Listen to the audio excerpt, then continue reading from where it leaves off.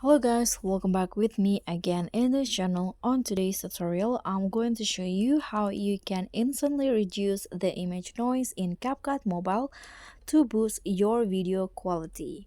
So in here, I have this video that I want to improve its quality. So you can do it on CapCut by reducing the image noise. So let's try.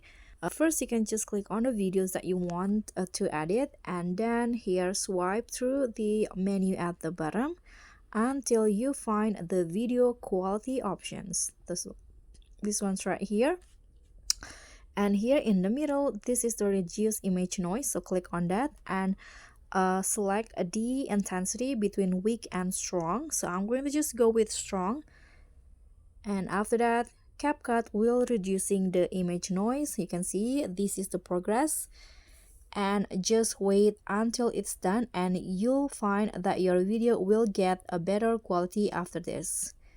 Okay guys, so that's all from me. Thank you so much for watching. Don't forget to like, comment and subscribe. Also click on the thanks. Bye.